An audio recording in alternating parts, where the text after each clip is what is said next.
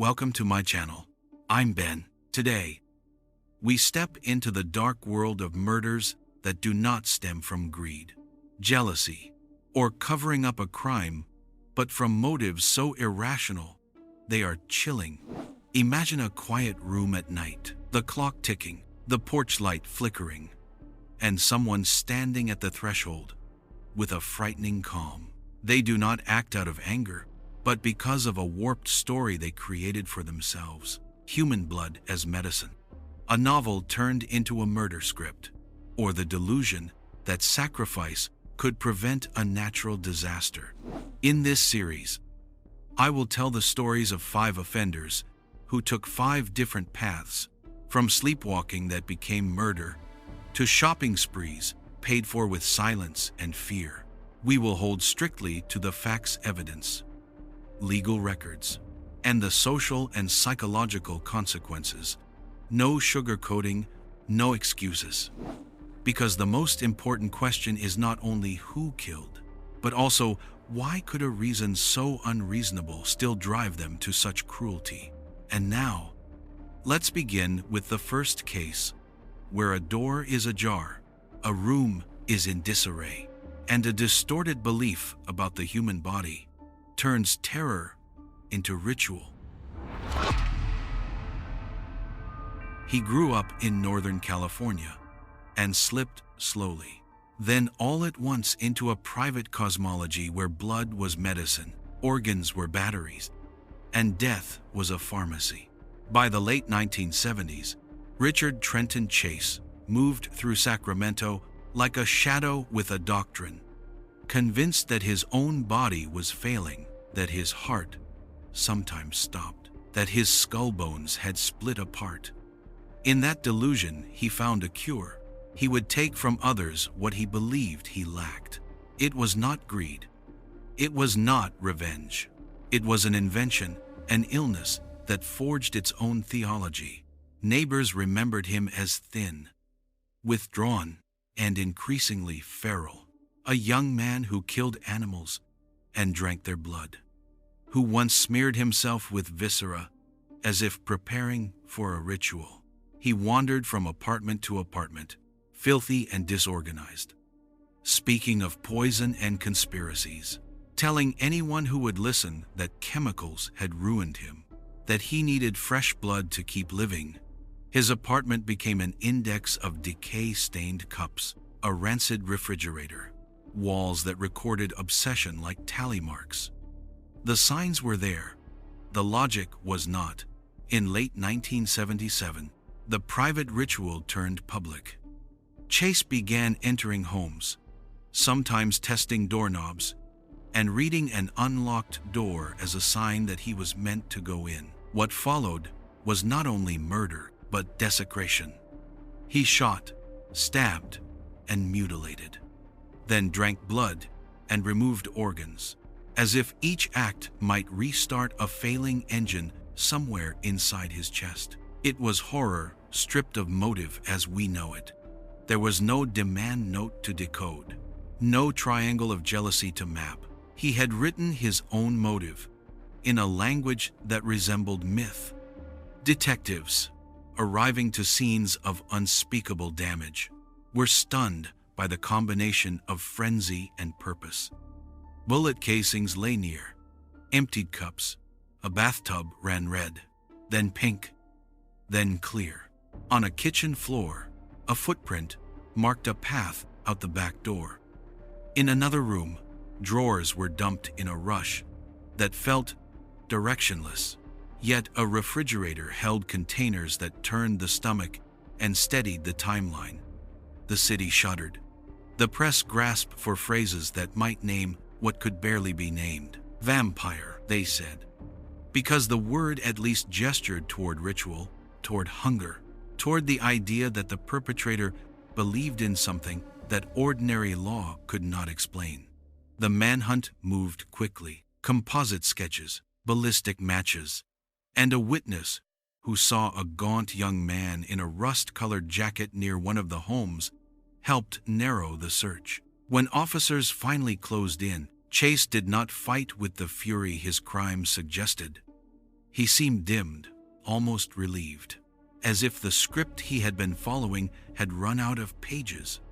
Questioning revealed fragments, claims about his heart, about Nazis, about a soap dish that moved his blood in the wrong direction.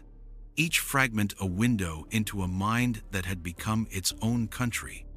Court was not a contest of who, but a struggle over what.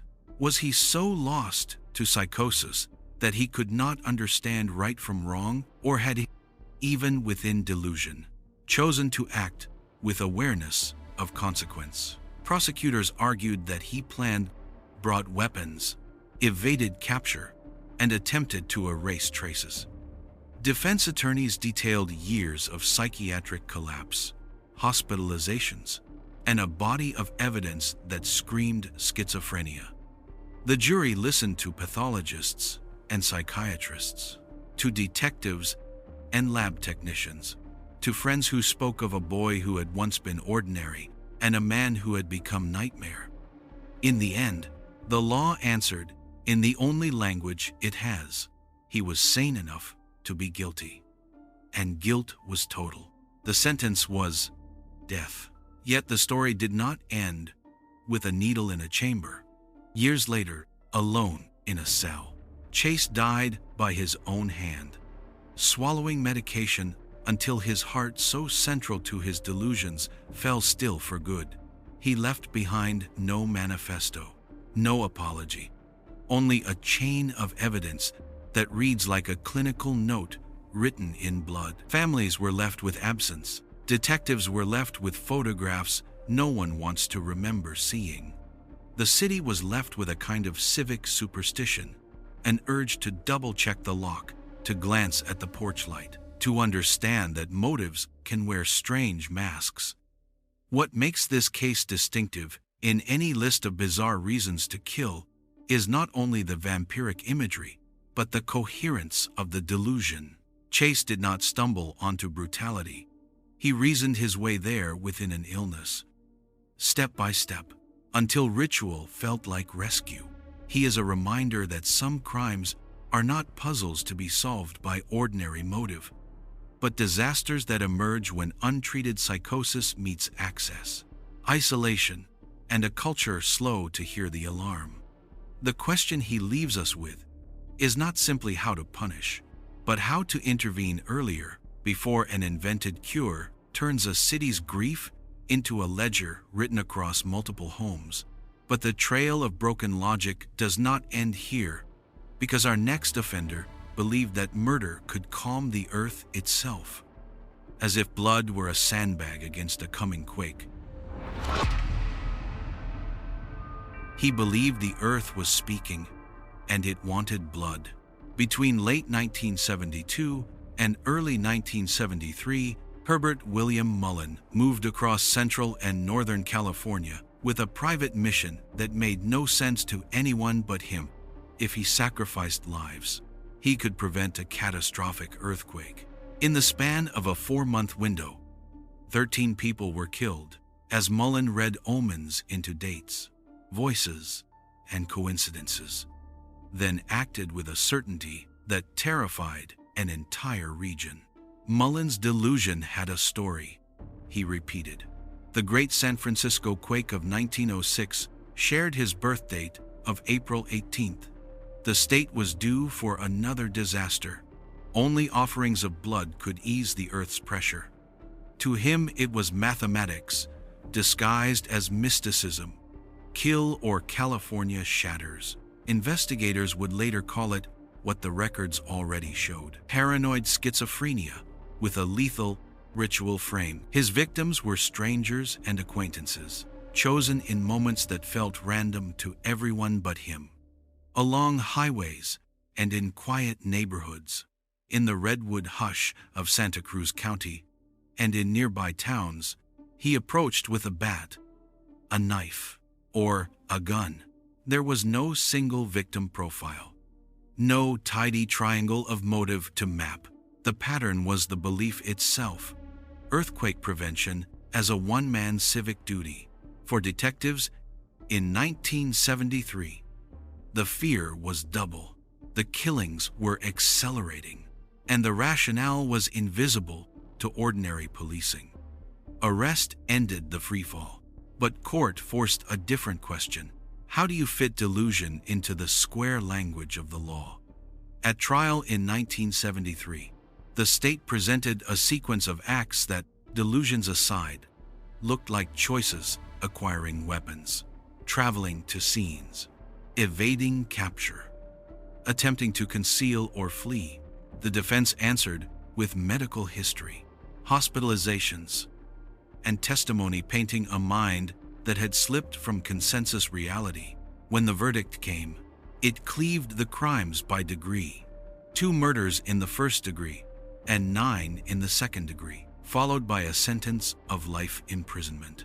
Santa Cruz County, which had endured a parallel reign of terror from another killer in the same era, watched the hearings with the grim focus of a community that had learned how quickly normal can fracture. Years later, parole boards faced the predictable question: had time and treatment rebuilt judgment?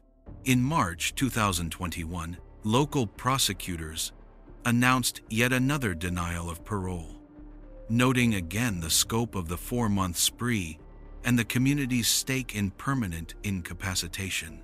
The pattern of denials held. What made Mullin's case uniquely bizarre was not cruelty alone. Many murderers are cruel, but the theological neatness of the fantasy. He was not killing for pleasure or profit in his own telling. He was performing a civic sacrament, a blood for safety exchange. He believed the earth demanded. That belief shaped victim selection, timing, even his interpretation of coincidence.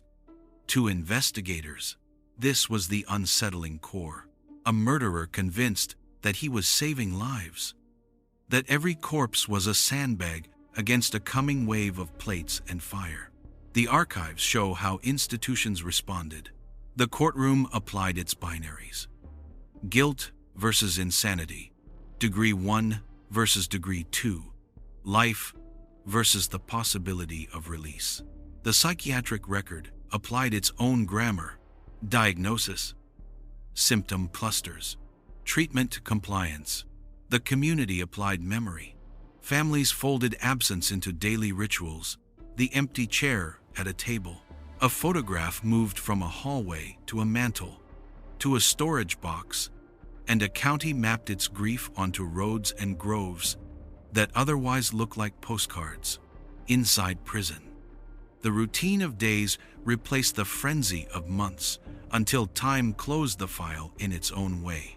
On August 18, 2022, Herbert Mullin died of natural causes at the California Healthcare Facility in Stockton. He was 75. The California Department of Corrections and Rehabilitation recorded the time of death and the medical follow-up. The earthquake that had haunted his delusions did not arrive to mark the day.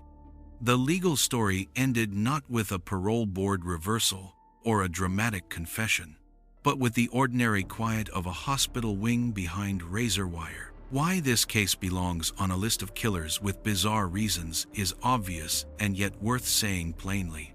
Mullin placed murder inside a ritual of prevention. He saw victims as offerings, not people. He treated coincidence as destiny. In doing so, he stretched the category of motive until it snapped. For investigators, the takeaway is not simply that delusions can kill, but that their internal logic can feel coherent enough to organize a spree for a public reckoning with violence and mental illness. The question becomes how to hear warning signs sooner before a private arithmetic of fear converts into a public ledger of dead. The ground did not need him. It never does. And yet for 4 months, a man moved as if he were a hinge on which California's safety turned.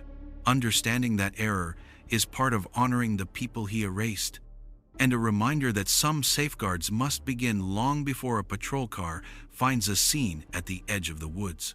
Next, we turn to a shooting outside an iconic Manhattan building, an act committed for a reason as chilling as it is hollow.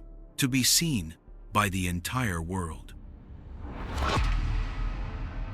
He waited on a cold Manhattan sidewalk with a paperback in his pocket and a record in his hands. The apartment building behind him was famous. The face he wanted to see was one of the most recognizable on Earth. Hours earlier, he had stood near the same spot and asked for an autograph. The celebrity signed with a quick smile. Evening deepened. The crowd thinned. The man who had been a fan became something else. Someone who believed that a single violent act could move him from obscurity to legend. On December 8, 1980, Mark David Chapman shot John Lennon outside the Dakota on the Upper West Side of New York City. The scene is now fixed in world memory. A musician returning home. A gate. A few brief words. And then the report of a handgun. Lennon fell. Sirens converged. Strangers shouted and pointed. Chapman did not run. He stayed near the entryway, silent and detached, as if the second act of his plan still needed to be performed. In his telling, there was a script he had carried, The Catcher in the Rye, the Salinger novel, whose narrator he claimed to mirror. He had rehearsed lines about phonies and purity, but underneath the literary costume lay a motive that required no analysis. He wanted to be seen. He wanted his name to be spoken anywhere the victim's name was spoken. The cruelty was not only in the bullets, it was in the calculation that fame could be stolen, the way a wallet might be snatched from an unwary pocket. Police arrived quickly. Witnesses identified the shooter at once. He surrendered without struggle. The paperback remained in his possession as if it were a talisman. Detectives processed a scene that would pass almost immediately from evidence to iconography. Flashbulbs, a shattered calm, a doorway that would forever look different. At the precinct, and later before psychiatric evaluators, Chapman's narrative mixed fragments of religious language, self-loathing, and grandiose ambition. Yet when the case reached court, the legal path was stark in its simplicity. He pleaded guilty to second-degree murder in 1981. The court accepted the plea. The sentence, 20 years to life, placed him in the slow machinery of New York's prison system, where remorse, rehabilitation, and risk are weighed at intervals measured in years. Outside the walls, the world mourned with a rare unanimity. Vigils bloomed in cities and on campuses. Radio stations replayed a lifetime of music. Newspapers and television anchors spoke of randomness and vulnerability, how a person could step from a car toward a lobby and never arrive. In the decades that followed, parole boards returned to the killing again and again. They noted the premeditation, the global shock, the enduring harm to a family and to culture. Chapman, now an older man with the past carved into his name, appeared at hearing after hearing to say he was sorry, to say that he acted for attention, to say that he would never be the same. Each time, the answer remained a version of no. The board's language varied: public safety, the seriousness of the crime, the message to society, but the conclusion did not. The detail that marks this case as bizarre in motive is not a mystical delusion or a plea of sleepwalking. It is the banality of the goal. A life was taken so that another name would echo. A novel served as costume jewelry for a reason too hollow to dignify with depth. Many murders are committed for things we can catalog: money, rage, fear. This one was committed for an audience. That difference explains the scale of the response. People understood that if fame can be seized by violence, then every public figure stands a little closer to danger, and every admirer with a void to fill becomes a potential threat. The aftermath never fully settled. The Dakota remains a landmark for grief. Fans still leave flowers and messages. The widow's objections to release have been consistent, grounded in safety and memory. The parole board's rejections continued into late summer of 2025, citing, among other things, the notoriety-seeking nature of the crime and its lasting impact. Chapman remains incarcerated in a New York State prison under the sentence imposed more than 4 decades ago. The story is frozen at its hinge. A man tried to trade blood for attention, and the public has refused to complete the exchange. Why this case belongs on our list is therefore plain. It is a study in motive as vacuum. The reasons offered identity, literature, resentment, collapse into the simplest possible statement. He wanted to be famous. The horror is that it worked, in the limited sense that the name is known. The justice is that it did not work in the way he imagined. The recognition he sought has been welded to condemnation, to a refusal that has outlived fashions and headlines. In every denial, the system says the same thing. Some acts cannot be balanced by time. Key facts, date and place of the murder, plea and sentence, and repeated parole denials through August 2025 are verified in contemporary reporting and official summaries. Phoenix at night can feel like a corridor of still air, low walls, lit pools, the hush of a desert city after the news is over. On a January evening in the late 1990s, a husband moved through that hush as if following stage directions he would later claim he could not remember. Before sunrise, patrol cars washed the backyard in red and blue. A woman lay in a swimming pool. A knife was missing. Neighbors stared through blinds they would keep closed for a long time. The date would enter the record, so would the address, and a single, unforgettable claim. He had been asleep. The victim was Yarmila Falater. The house sat in a quiet Phoenix suburb. According to investigators and testimony later repeated in court and on broadcasts, she had been stabbed many times in the yard and then forced into the water. A neighbor told authorities he saw the husband near the pool, pushing her head beneath the surface.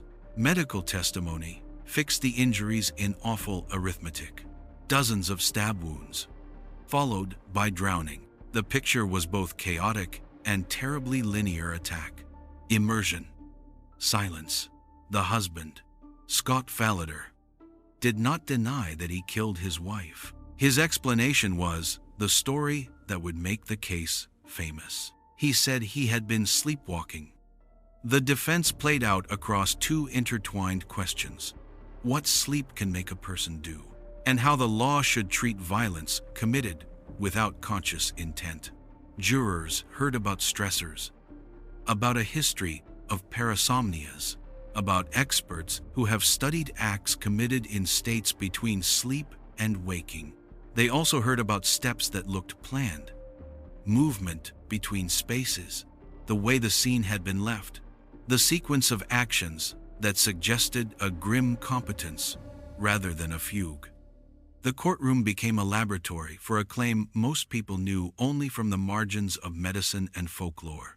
For investigators, the anchor points were simple facts. They had a body recovered from the family pool.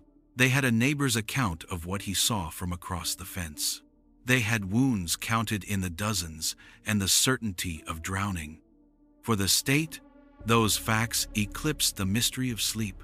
For the defense, the same facts fit a different map. A man moving through a nightmare, performing tasks he could not recall, waking in a world changed beyond repair.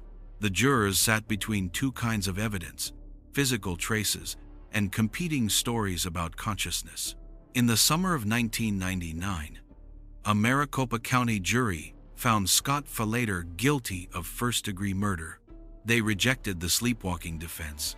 The verdict said, in the language of law, that whatever the science, the sequence of actions met the standard for intentional killing.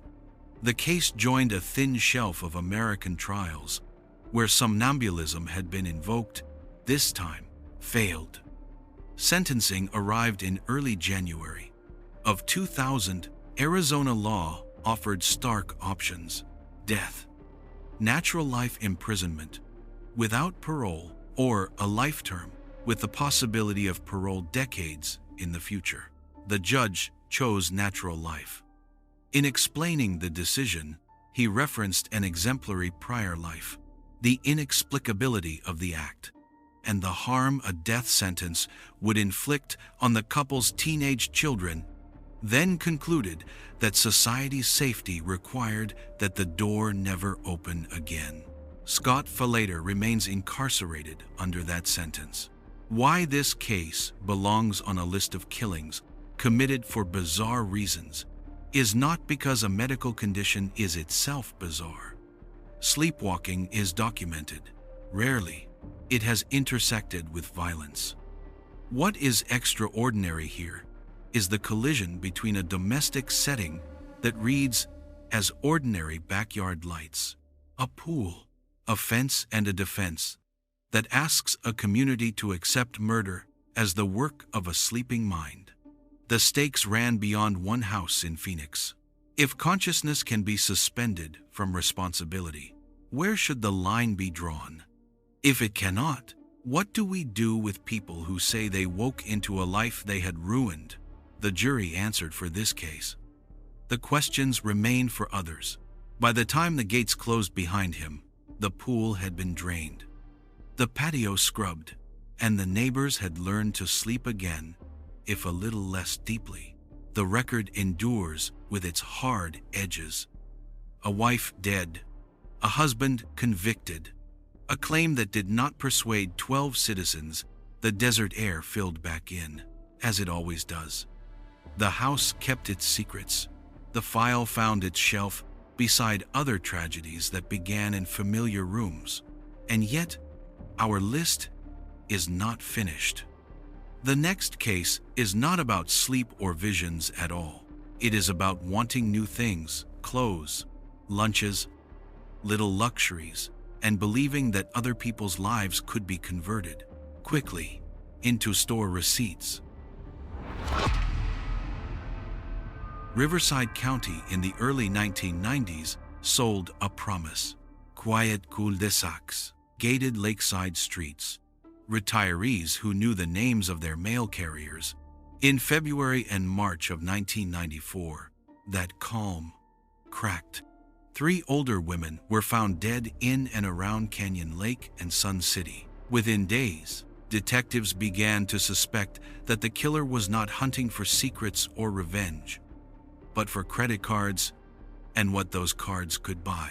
The names fixed the loss in place: Norma Davis, 86, June Roberts, 67, Dora Beebe, 87. They lived alone or spent long hours without visitors. The scenes bore different wounds: stabbing in one home, ligature, strangulation in another. But a pattern emerged after the bodies were discovered: bank and card activity that had no business being there. Purchases, gas, lunch, clothing, and small luxuries. It looked like an errand list written across the hours after a killing. Investigators assembled the story in pieces. A bank teller reported a woman trying to use a victim's card. Merchants remembered a customer who fit a particular description: a surviving victim. An antique dealer named Dorinda Hawkins told authorities that a woman had grabbed her by the throat and hissed "relax," only to flee when she played dead. The descriptions converged. When detectives searched a home in Wildomar, they found links to the last scene. By mid-March, a name, Dana Sue Gray, an unemployed nurse, rose from a stack of tips to the center of a case file. What set this investigation apart was not only the speed between homicide and shopping, but the brazenness of it. Detectives learned that Gray used June Roberts' cards at multiple stores around Temecula, moving from counter to counter, as if running errands, not erasing a trail. Clerks offered details about hair, Height: a boy at her side. The route drew a map investigators could drive in an afternoon. It was consumerism as breadcrumb, a spending spree that pointed back to doorstep violence. When arrests came, they felt inevitable. The physical evidence was specific enough to hold in gloved hands. The witness identifications were firm. The financial records were as unemotional as ledgers always are. In charging documents and interviews, detectives framed a motive without florid language. A compulsion to spend that had metastasized into predation. Years later, summaries of the case would echo the same line. Gray herself claimed she committed the murders to support her spending habits. Court would decide the shape of accountability. After initial insanity pleas and the looming possibility of a death sentence, Gray changed course in early September of 1998. She pleaded guilty to robbing and murdering 2 women and to the attempted murder of Dorinda Hawkins. In mid-October of that year, a Riverside County judge sentenced her to life imprisonment without the possibility of parole. The plea deal also meant the state did not pursue a trial over the earliest killing in the series. Though investigators had long believed the cases were connected, prison closed the front gate on the case but did not end its ripples. Gray is housed at the Central California Women's Facility in Chowchilla, a sprawling complex, better known by its initials, CWF. There, according to later reporting and interviews, she has grown older under the slow regimen of long sentences. The geography is far from Canyon Lake, but the facts travel easily. 2 murders admitted, 1 attempt admitted, a cluster of deaths in a single late winter month, and a through line of spending that still shocks readers who first meet the case in a headline. Families live with details that the public can close a browser tab to avoid. In one letter to a newspaper, years after the murders, the daughter of a victim wrote about seeing her mother's name attached to a piece of what the internet calls murderabilia, a commerce of horror that turns cases into inventory. She called it what it was: another small violence. That note measures the scale of harm better than any table of charges. Why this case belongs on a list of bizarre reasons to kill is both obvious and complicated. Shopping is not a clinical diagnosis or a legal category.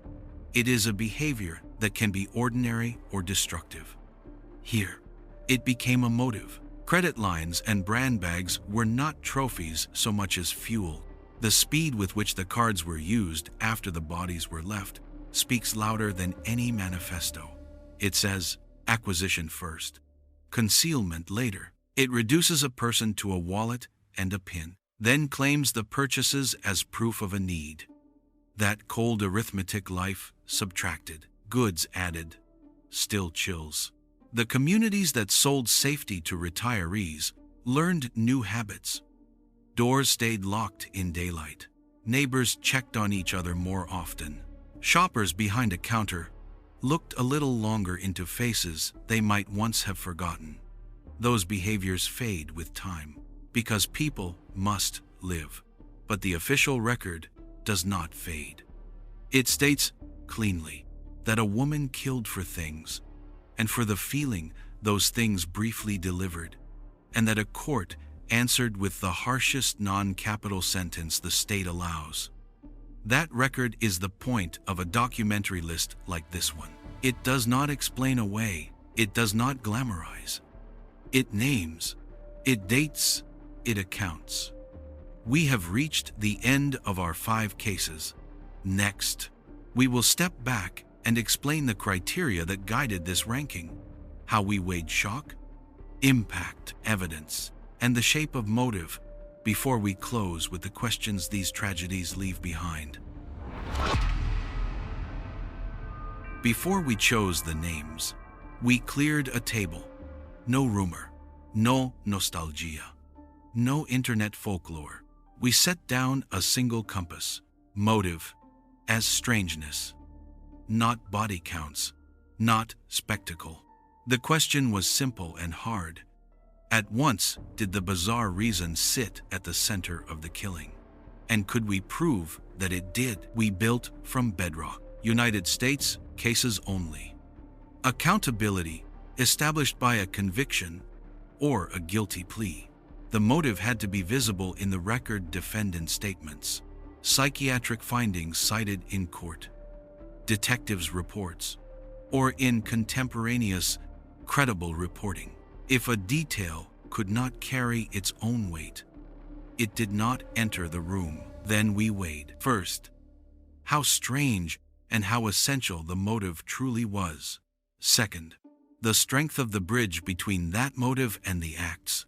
Third, social impact, the way a community changed its locks, argued its ethics, or marked its grief. Fourth, psychological insight when a delusional system shaped the crime. Fifth, variety. 5 different pathways to the unacceptable. Not the same oddity repeated. We also drew a boundary. Cruelty alone is not bizarre. Unresolved legends stay outside. We do not glamorize. We keep victims at the center. Our language remains spare, documentary, and careful, every number written in words so a voice can carry it cleanly. When 2 cases felt tied, we broke the tie with corroboration, then with lasting influence, parole rulings, rituals of mourning, policy ripples. That is the quiet architecture beneath this list.